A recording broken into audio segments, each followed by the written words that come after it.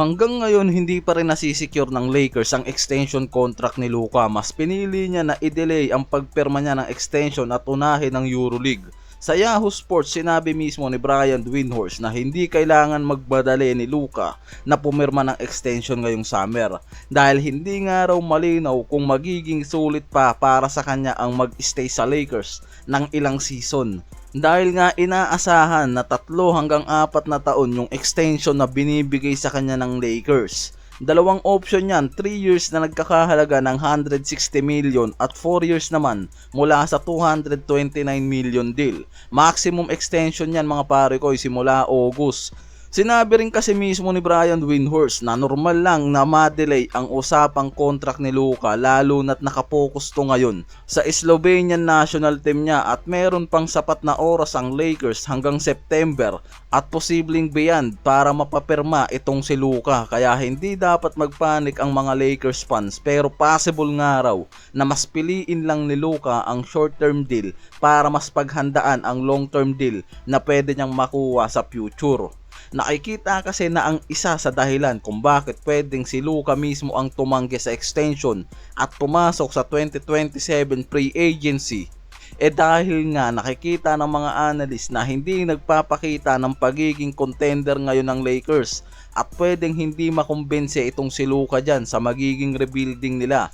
Sa oras na mawala pa sa kanila itong si LBJ, pwede rin si Reeves na sumunod, even na siya ang magiging kapalit na team leader, nakikitang mahihirapan si Luka na dalhin sa championship title ang Lakers. Lalo na sa oras na umalis si LBJ at pwede nga rin daw sumunod next summer itong si Austin Reeves at piliin na maging unrestricted free agent, nakikitang mas lalong masisira ang roster ng Lakers.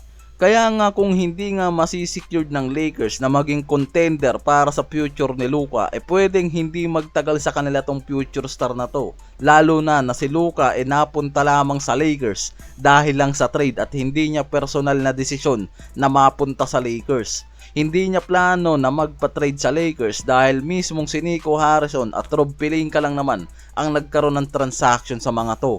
Kaya naman kung hindi nakikita ni Luka na magiging worth it ang pag-stay niya sa Lakers ng ilang season at hindi ito makakuha ng championship titles o finals run, magiging malabo nga raw na magtagal itong si Luka at tuluyan tong umalis next summer. Sa puntong to, ang Warriors hanggang ngayon wala pa rin nagiging movement sa off-season moves. Nasa kalagitnaan na ngayon ng trade deadline pero wala pa rin nare-report na plano yung mga to mula sa trade talks, trade offer na binabantayan mismo sa kanila ngayon kung ano yung gagawin ni Dan Levy sa mga trade na nangyayari. Lalo't nakikita na malaki ang problema ng Warriors ngayon sa interior defense. Isa pa, binitawan nila ngayon ang veteran center nilang si Kevon Looney pero wala pa rin silang nakukuhang kapalit niyan sa role. Si Curry, Draymond Green at Jimmy Butler nasa mid-30s na. Yan yung tatlong superstar ngayon na nagiging pundasyon na lang ng Warriors. Kung magpapatuloy ang small ball lineup ng mga to,